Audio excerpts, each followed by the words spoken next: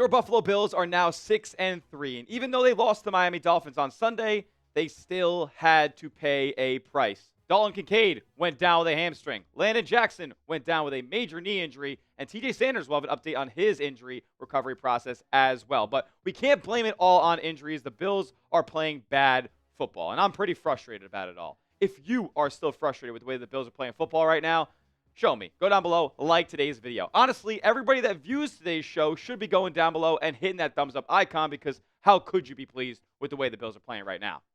Let's get into this first injury update here on Dalton Kincaid, because not only is he the most impactful player, but it is the most impactful loss for Buffalo here, as they need help in that receiver room. According to Jordan Schultz, Dalton Kincaid is considered week to week with a hamstring injury suffered on Sunday against the Miami Dolphins. Kincaid, one of Bills' top targets, has 28 catches for 448 and a team high 4 touchdowns this season.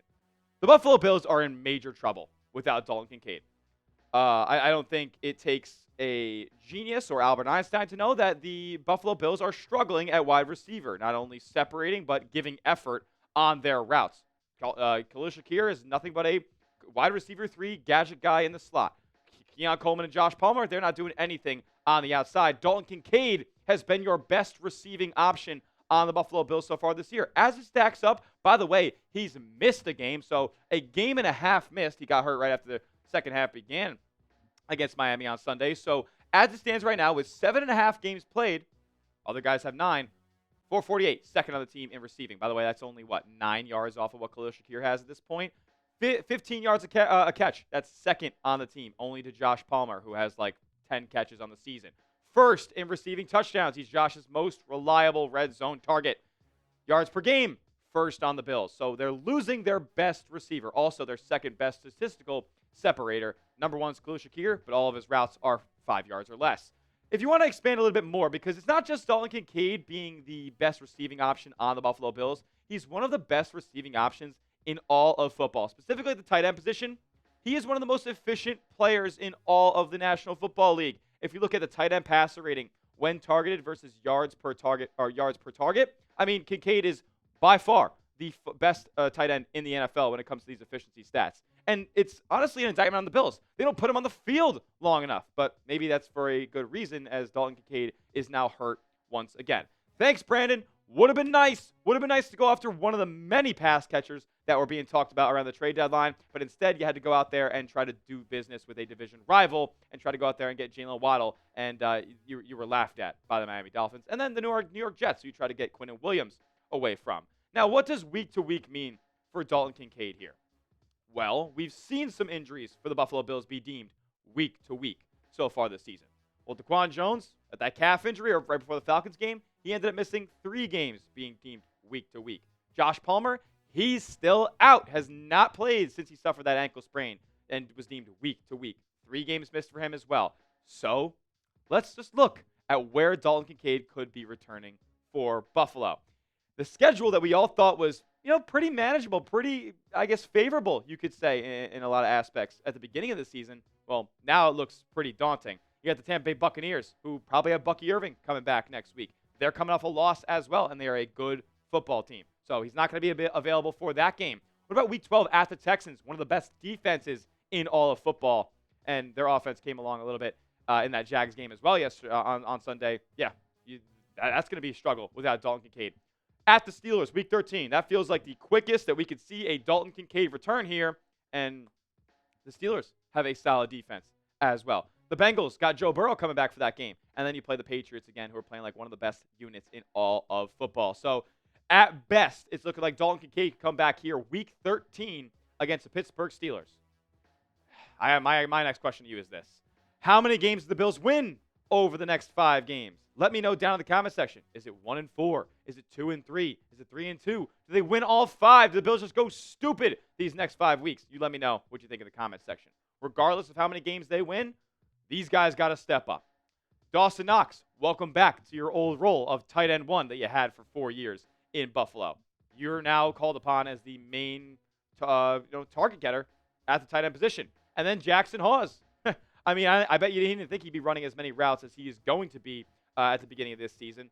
He is a elite blocking tight end, has a couple of deep balls caught from Josh Allen, but He's going to be running a whole heck of a lot more routes, it seems, as the weeks go along this season.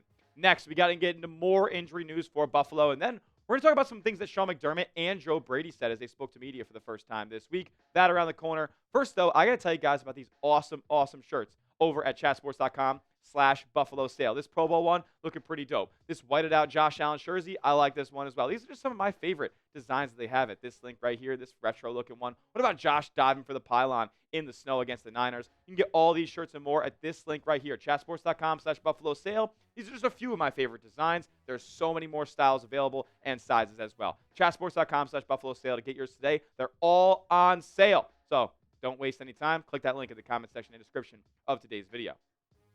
Some more injury news here, and broken by Jordan Schultz before the Dalton Kincaid news actually came out. Bills rookie Landon Jackson tore his MCL and PCL during Sunday's game against the Dolphins. The team is still evaluating the timeline, but a full recovery is expected for the third-round pick. McDermott did say there's no timetable on Landon Jackson, who just recently got his first game activation in a long time with the Buffalo Bills against the Miami Dolphins, and it only took a couple of plays for him to be sidelined once again. I was looking around on Twitter and seeing some speculation of some positive speculation as well. Like, this is an optimistic look here of a 6 to 8 week return for a guy who really hasn't been making that much of an impact so far this year. But what I will say is he was being called upon to make an impact here because the Bills' defensive line is just destroyed by injuries at this point. Not only do you have defensive tackle 1, Ed Oliver, on injured reserve. Unlikely that he'll be back before a late postseason appearance. Michael Hoyt tore his Achilles. He is out for the year. So you lose your edge 1, or you lose your D-tackle 1, you lose your edge, I would say 3, but rotational, and you could argue he was as impactful as either one of the two guys they have on the edge. And you also have guys like TJ Sanders coming back from IR. Landon Jackson is now hurt. And AJ Epinesa is dealing with a concussion. This is really, really bad. Look, guys, Landon Jackson was getting healthy scratches. He was getting DMPs because he's not a special teams asset in comparison to Javon Solomon, who can play in that facet of the game. But injuries are stacking up along the defensive line.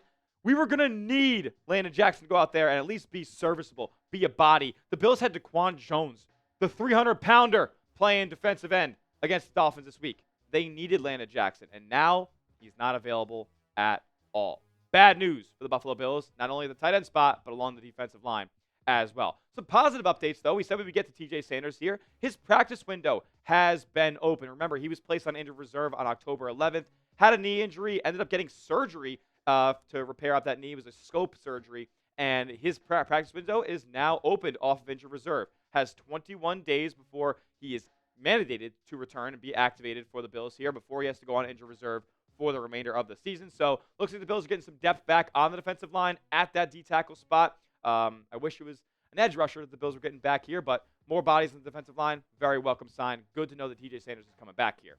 What's your confidence level in the Buffalo Bills as it stands right now? 6-3, coming off a loss against the Dolphins. Scale it for me in the comment section. 1 being no confidence at all. 100 being this team is still a Super Bowl contender. Let me know what you guys think down in the comment section. Before we wrap up on today's show, got to talk about McDermott and Brady talking to the media here. Sean McDermott and Joe Brady had their comments that they were telling to the media here after the Bills lost to the Dolphins on Sunday. Let's just get right into it, man. Here's what he had to say on Josh Allen, Sean McDermott did. He's our leader. We're going to go as he goes.